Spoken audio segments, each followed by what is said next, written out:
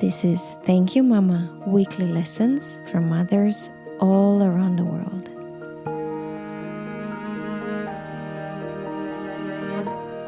Hello and welcome to Thank You Mama. My name is Anna Teider. My guest today is Saundra Dalton-Smith. Saundra is an internal medicine physician and a work-life integration researcher based in Birmingham, Alabama. She's the founder of Restoraces, a professional development agency dedicated to restoring well-being in the workplace through its 7 types of rest framework, which she also describes in her book, Sacred Rest.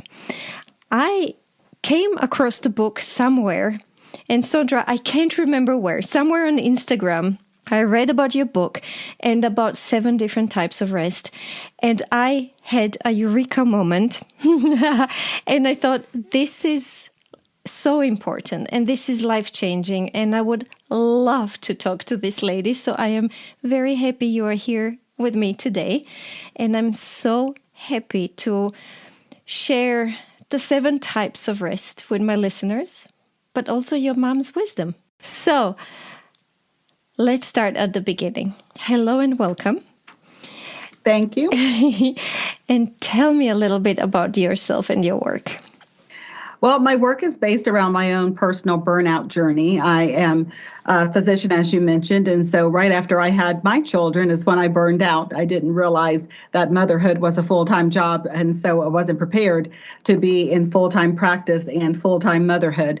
And so during that burnout period is when really the research and some of the concepts related to the 7 types of rest framework came to light and, as you know, found their way to a book and to the different things that I'm doing now.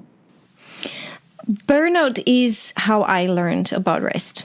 And this is, I think, why it touched me so deeply. In my early 30s, I had a very demanding corporate job, and I'm obviously not a corporate type, and I burned out. And it was fascinating to me that through healing my burnout, and it was interesting back then, this was quite a while ago, back then I was diagnosed with depression. The only thing doctors and psychiatrists were able to tell me was, you're depressed, you should take antidepressants. And I felt very deeply inside of me, and I'm so grateful for listening to that voice. This is not depression. I am not a depressive type. I am just so exhausted. I was just so tired. And what I learned through this process and through deciding I'm going to take this into my own hands and give myself what I needed in that moment was exactly what you're talking about. That I needed very different types of rest. I did sleep for I think the first 2 weeks I slept like 20 hours a day or something insane. But I also had sensory overload. I really needed peace and quiet and nothing moving around me too much. So everything you're talking about, I felt back then, and I'm excited you're talking about it because I think if you integrate this, if you're aware of it, and if you integrate this in your life, your everyday life, you can prevent a lot of burnout or exhaustion. So, sorry, this was a long story. Tell me about the 7 types. Well, I totally agree with you. I think a lot of us we have those times in our lives when we're exhausted and we're looking for answers. And I was in the same boat. Unfortunately, conventional medicine doesn't really present itself in a way to be able to help us to even get to the answers. You have 5 minutes, 10 minutes at most with the doctor, and they're trying to quickly figure out what's wrong with you without really having the opportunity to ask the type of lifestyle and background questions to even get to the actual source of the problem. And so I found that for a lot of people, what they're noticing is they're tired, but they don't know what kind of tired they are. And they just assume that all fatigue is created equal. So they think that sleep alone is going to solve it. And unfortunately, the way that works is sleep is a type of rest. It's one of the 7 types of rest. It falls under physical. But then there are these other areas that I noticed in my own life and in the lives of my patients where they were still tired after waking up from sleep. So the 7 include physical, mental, spiritual, emotional, social, sensory, and creative. And so some of these can never be improved simply by sleeping. You can't get social, emotional, creative, any of those types of rest simply by closing your eyes. And so I think it's one of those things that we have to take a moment and evaluate. Am I restoring the places where I'm depleting and where I'm using energy? That's really what it boils down to, energy management. We use energy in all 7 of these areas. Some of them we don't have systems in place to actually be able to pour back in the energy that we are using up. And so it leaves us feeling depleted and drained and down. And if we are not aware that there's something specific that we can be very intentional about restoring, we can go on with our lives thinking, well, this is just how life feels. I'm always tired. But Saundra, what's really important as well, and I see that with my husband, is we're all different. We need different things. Somebody needs Absolutely. more sensory. I am one of these people. Somebody needs more, I don't know, emotional rest. But speaking of that, so it's important that we also go inside and figure out where do we need to put more focus on. Can you tell me a little bit more about them? Because physical rest, we already said, it's kind of self-explanatory. It's sleep and physical peace. Mental also, I think, more or less. What are spiritual and emotional kinds of rest? So that's interesting because mental and emotional sometimes get confused for a lot of people because they both deal with the brain. Mental has to do with deep kind of mindfulness type activities, detaching from the reasoning aspect of the brain. Emotional has more to do with the feelings and how you relate to yourself. So this is where someone evaluates if they're doing a lot of what we call emotional labor. They're holding their feelings in because of people pleasing or because professionally they can't say really what they feel if they're in customer service. And so evaluating when are the times in your life when you have an opportunity to actually openly express your feelings, because that's when you get the emotional rest. Who are the people who you feel safe enough to do that with? Social rest deals with looking at all of our relationships. Some relationships are emotionally draining. They are the ones where people have demands of you. They expect things from you. And so we then have to take a look at where are the relationships that are life-giving, where people aren't always pulling on us and needing us for something, but we just enjoy being around those people. Adults tend to have fewer adult friends now than ever. And so we have decreased our social rest circles, the places where we can just belong and not necessarily feel like we have to perform and do something. Spiritual rest really looks at inspiration and motivation behind the actions that we do. And so for some people, they experience that through faith-based specific situations and communities. For other people, they experience that through causes where they feel like they are accepted, where they belong, where they're contributing, where they're pouring back out into the greater humanity. And so it's, as you mentioned, it's different for each person. Each person has to evaluate how do they get a feeling of restored, of being poured back into in each of these different areas. And tell me, Saundra, for those of my listeners who would like to go deeper into this topic, what can they do? They can buy the book and read the book, but I saw you also have a questionnaire on your website. Yes, absolutely. So that was the number one question we received from people. Okay, there's these 7 things. How do I know? Well, we developed a resource called Rest Quiz. It's simply at restquiz.com, translated into multiple languages. So regardless of what your first language is, you'll be able to convert it to that language. But it allows people to be able to get a score in all 7 areas. And so you find out where you rank in the 7 types of rest, and then you basically put your attention on the 1 or 2 areas where you have the highest score. The higher the score, the higher the rest deficit. And so you're looking to see, where am I getting the 40s and the high 30s? These are the areas where you are depleting energy and don't have a way of restoring it. And so for a lot of us, if we put our attention on getting more energy in the place of our greatest deficit, you automatically start feeling better because you're pouring back into the one bucket, so to speak, that's the emptiest. Mm-hmm. Mm-hmm. I am so glad you're doing this. It's so funny, it's also very cultural. I am Croatian, and my roots are from the south, and we are very, very Mediterranean. We highly value our rest and don't like to be overly stressed. I am married to a New Yorker, which speaks for itself. So it's very interesting for the two of us raising a child who is a mix. You know, this aspect of how much is healthy, what is the level of the healthy stress, and when do we need to take a break, and how much is too relaxing. But I think people all over the world are getting more and more stressed and have a harder and harder time to figure out why and how to help themselves. So I'm very, very grateful that you are spreading this message around.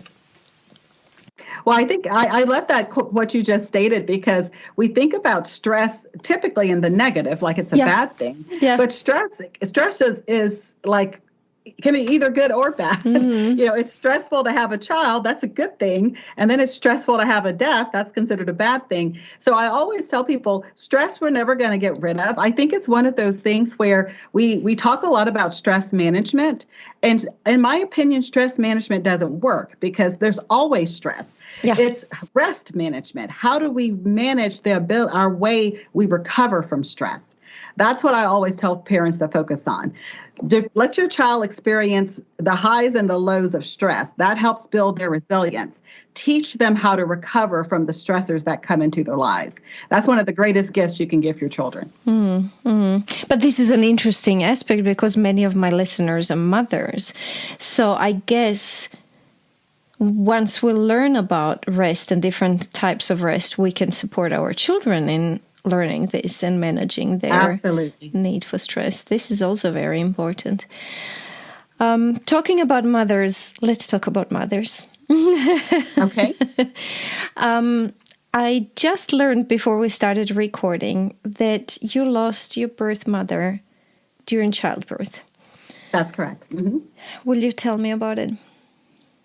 Yeah, it's one of those things growing up. I knew that my lifestyle was different. I didn't have, you look around and you see all the other little girls with their moms doing things and having two parents at every event. And that wasn't my story.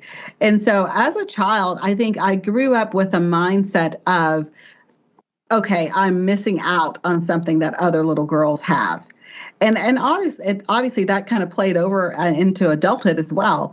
You go to your first prom. There's no one there to tell you how to put makeup on. There's no one at your wedding to help you get your veil on. So, but I've been really blessed to have a lot of women step up in my life as mother figures in those different moments. And so it's been really interesting to feel the pain of not having a mother and the joy of seeing when another woman recognizes that and steps into that role without being asked. So who did you grow up with? Yes, I was raised by my great-grandmother. My father was in the military, and so I was raised by his grandmother. So she was quite older. She was 77 years old when they placed me in her arms. No, she was not. Yes, she was. She lived to be 103. She literally died the week of my medical school graduation. She's a superhero. How did she deal with that? I don't know. Honestly, when I think about it now, I'm in my 50s. I just turned 50, actually. I can barely comprehend what that would feel like 27 years from now, to have a newborn placed in my arms and to take care of them, all the way through high school until they're off to college. Did she have any help? Was she alone with you, or did she have some kind of support? She had support. I mean, we had family members around, but she was really a rock star. She's the healthiest person I've ever known. Let's learn from her and from all the other women in your life. So, do you have any theories what made her so strong and helped her to stay strong? She had a very strong sense of self. So she was the type of person where she knew who she was, and she did not allow other people's opinions to really penetrate her like that, to convince her otherwise. She was someone who was very disciplined. She did not eat she ate very clean. She ate clean before eating clean was a thing. So every meal was home cooked. Nothing was fried. Nothing was, I mean, there was hardly any starches in anything. It was almost like eating, not necessarily keto, because there wasn't like a lot of fats or anything like that, but it was just a very clean diet. And she was someone who believed in taking time to meditate and to spend time, doing things spiritually that kept her in a good place. Was she a woman of faith? Did she have, or when you talk about meditation, I'm guessing, did she literally meditate, like Eastern, not spiritual Eastern meditation, but Christian, or more of a Christian meditation? Like she would, like prayer. Yes, like praying, and she would read her Bible every single day and spend time in prayer and spend time just enjoying nature, sitting on the porch, enjoying nature, looking at the flowers, listening. I remember one time as a child, and she was sitting out there, and I'm like, so what are you doing? She's like, I'm just listening to the wind. And I'm thinking, as a child, your brain is like, what? Listening to the wind, but I get it now. As an adult, I am simply being in this space and enjoying this moment. How beautiful is that? How beautiful is that? That's fantastic. So is she the main person you would say that you learned life lessons from, or? I learned a lot of life lessons from her, but I have to admit, I also learned some life lessons from my birth mother, because there were some things she did leading up. She had no clue, obviously, that she would not be the one who would be caring for me. But there were some things she did leading up to that were so precious to me, just in the fact that she was preparing for me. And the thoughts that she had that went so much further than just, I'm birthing a child. Notes that she wrote into her own journal, telling of her desires for me into the future. Just some really beautiful things that I don't think a lot of children probably had, with mothers who were physically there to actually care for them all those years, to be able to see what were the hopes and dreams you had for me before you ever laid eyes on me. It's so interesting you mentioned this, because when my mom passed away, I was already 42. We were very, very close, and I missed her. It was terrible losing her. And this is how I started this podcast, because one of the biggest fears I had in that moment was I was going to forget everything she told me and taught me. And I started writing it down in a frenzy, everything she told me and every advice she gave me and every lesson she gave me. And then I remember cleaning her apartment and going through her things and going through her diaries, but diaries in the sense of calendars, Mm-hmm, mm-hmm. And I was so wishing to find some kind of a more personal note or thoughts or what was going on through her head. And there was none of that. I never found any of that. And it's interesting how I longed for that. I really wished that there was anything written just to get into her head one more time, or be able to go into it. It's interesting you mentioned that. Yeah, that was something I did not expect, and probably would have never have seen. But I had a very troublesome teen years. I was very rebellious. I was very hurt is what it was. I was very hurt. And the reality of not having a mother was really hitting hard, because, when you're a teen, your body's going through changes, all this stuff's happening around you with the other teen girls and their moms, and you don't have that. And so I was really going through a tough time. And I remember my dad, who didn't, like I say, he's in the military, he didn't live with us, but I saw him frequently. And I remember him saying, he was like, did you ever go through your mom's purse? And I was like, go through? I'm sitting here thinking, I don't even know my mom had a purse anywhere, to go through. It wasn't a conversation that had ever come up. And so he brought out this kind of like box of all of her stuff that I'd never seen before that day. And I don't know if I would have actually been able to understand it until I got to my teen years. Mm-hmm. But as a teenager, understanding where babies come from, understanding kind of some of that process as best you can at 14, it really hit home to see the little notes about make sure to get diapers, the little, all of these little things that she had written down, like you mentioned, in calendars and in her little journal that she kept in her bag, and all of these pieces of who she was, everything down to her little makeup pack.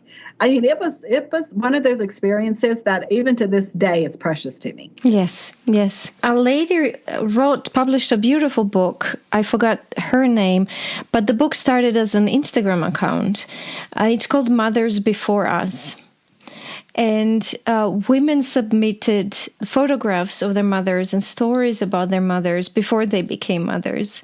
And it's a very beautiful, it reminds me of that. It's a very, very beautiful concept, I think, to look back into them before us and who they were before we appeared on the scene. What is your great-grandmother's name?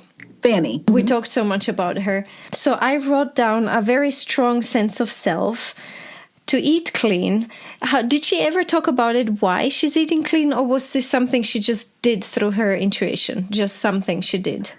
It was really interesting because she knew how to, I grew up in the South. So in the South, in the U.S., the foods tend to be very fatty, very unhealthy, very fried. And she knew how to cook all of that stuff. And when family came over, they expected those things, all the cakes and the pies and the, stuff. So she knew how to make all of those things, but she never ate it. Oh, wow. And she would always say, when I eat that, I don't feel good. Oh, so it was pure intuition, listening to her body. She was like, and she had the doctor's appointments and all those things, and she never had the high blood pressure. She never had diabetes. She never had any medical problems. And I think that's a part of the reason I actually became a physician. I would always go to those appointments with her, right? Because I'm a child, so I'd be there, and I'd hear the doctors say things like, I don't know anybody half your age who's as healthy as you. And I'm watching her live her life, and it was just amazing. And as I mentioned, she died at 103. And the last 5 years of her life, she started to develop dementia, which is probably the hardest part of my journey with her. It's very difficult for someone who has been the only person who's known you well, who doesn't even remember your name anymore. It's a little devastating, to be honest. I know. And so with her, she died the week of my graduation of medical school. And she would always tell everybody she knows, I will not leave this earth until I know she has accomplished what she was placed on this earth to do. Oh, she was so proud of you. She was. I really believe she refused to die until I became a doctor. That's amazing. And can you imagine how proud she is now that you're spreading all this well-being around? I can't even imagine. Yeah. Here's a question. I'm always curious because we do talk a lot in this podcast about aging and aging well and staying healthy. Was she physically active? As I mentioned, she was basically taking care of the entire house and me herself. So she did all her cleaning. She didn't exercise, so to speak, in the way that we think about exercise, but she was always moving. She was not the type of person who just sat around. She's the kind of person who's like, okay, the windows need washing and the windows are perfectly clean. Yeah. I would have thought no need to touch them. She's cleaning all of the windows in the entire house. And I feel like that was part of it for her. She wanted to just stay active in something, and she just found natural ways of doing that. Yeah. That's what my dad does. I'm like, Dad, please find somebody to help you. He's like, no, this is my exercise. He cleans his apartment by himself. It's great if it works. Did we cover all the lessons you feel you've learned? We talked about your mom and the notebooks. Is there a lesson in there, do you think? Well, I think one of the lessons that I really learned from my mother's death in childbirth is every moment's precious. None of us knows when our time's coming. I mean, she had no idea that she would not leave that hospital. I mean, the plans that she had written out, report that. So I think it's always important to leave nothing unsaid in the moment. Sometimes we're running around as moms, and I'm running around with my own kids, and I think, oh, well, it's okay if I don't tell him goodbye when he leaves for school today, or give him a hug or whatever. And every time I think that, a part of me says, do we want this moment to go without you expressing whatever love you have for him in this moment? And I always do. So my son and I, that's our habit. It's like if he doesn't see me somewhere around, he will yell out from the door, "I'm leaving, Mom," so that because he knows I want to give him a hug, give him a kiss, give him a high five, whatever it is, so that I feel like each moment I'm expressing my love to my family and my kids. Oh, I'm sorry, I didn't. I'm tearing up because that's what I learned from my mom as well, and how surprisingly she left. And she lost her mom when she was only 12. I think this is why she raised me. She lost her father very early on. I think this is why she raised me with this thought of you have to enjoy life and every moment is precious and live it to its fullest. And I'm endlessly grateful that we didn't expect. She had lung cancer stage 4, and it was 6 weeks after it was diagnosed. So it was really, we thought we'll have a few months. And I left the hospital and we said, I love yous, as goodbyes. We always said to each other, I love you. And I had no idea, in spite of the diagnosis, that this would be the last time I ever saw her. And I can't tell you how important that is to me, that the last thing we said to each other was, I love you. And just like you, every day when my son goes to school, I run after him and every day I tell him the last thing has to be, I love you. It's very, very important to me. And I think it's extremely important, both in the things, as you say, that we need to say to each other, but also in enjoying life with just the full force, because it's short and it's precious and we don't have time to spare. It's so important. We don't. No. What is her name? Your mom's name? Oh, my birth mom's name is Sarah. Sarah. Mm-hmm. So now we have lessons from Fanny and lessons from Sarah. Anything important you wish one of them had taught you? Anything important you had to learn yourself? I think the thing that I had to learn, and I'm in myself, but I feel like they both played a part in it, is that my heart is big enough for multiple mothers. That there are multiple people who can be a mother figure in my life for different seasons and for different growth periods of my life. That's beautiful. Who else were your mothers? Oh, I feel like I had so many. I have a stepmom. Her name is Sally, and I had because my dad remarried, and I never lived under their roof or anything. I was kind of with my grandma at that point. I didn't really want to go anywhere, and I was, like I said, a very rebellious teenager. But it's just been really beautiful. Watching her be a grandmother to my kids, watching our relationship grow. We had a conversation not very long ago when I apologized for being such a brat as a teenager and just being so horrible to her as a teenager. And it was such a beautiful moment because she goes, I knew that wasn't you. I knew that was your pain. And as your mother, she goes, I didn't birth you, but you've always been my daughter. As your mother, I was willing to be the receiving end of that pain if that's what it took for you to heal. And I tell you, that was probably one of the most beautiful things anyone's ever said to me. That's incredible. How big is that? That's a big human being. It really is beautiful. Yeah. Saundra, is there anything else? Any other important things that you'd like to mention before we wrap it up? No, I just love the heart behind us, thanking the moms. A lot of us are moms, and it's beautiful to kind of reflect on how the women that went before us have helped shaped us into who we are. Yeah. Help me to quickly, we did recap, but let's just again remember the lessons we learned from great-grandmother Fanny about the strong sense of self and not being influenced by other people. To eat clean. I want to add here, listen to your body. I think it's very part of this eating clean that was important when you mentioned she just listened to what feels good and doesn't in her body.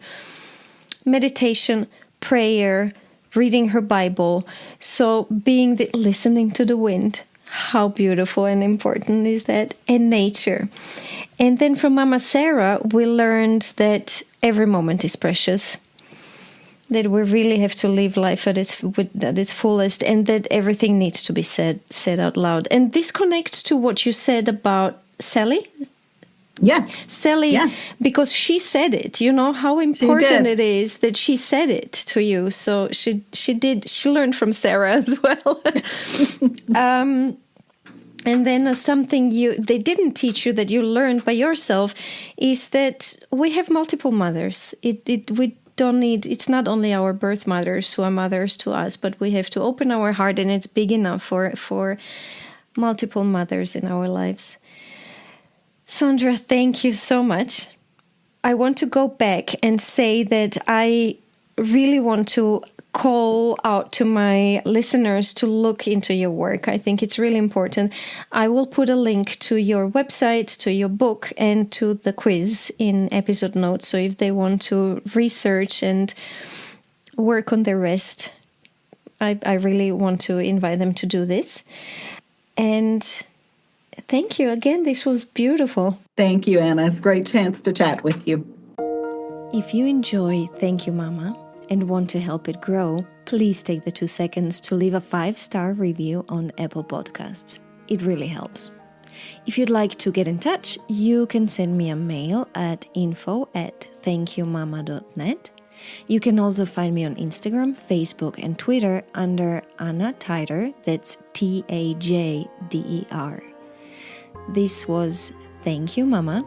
Come back next week, subscribe, and tell your friends.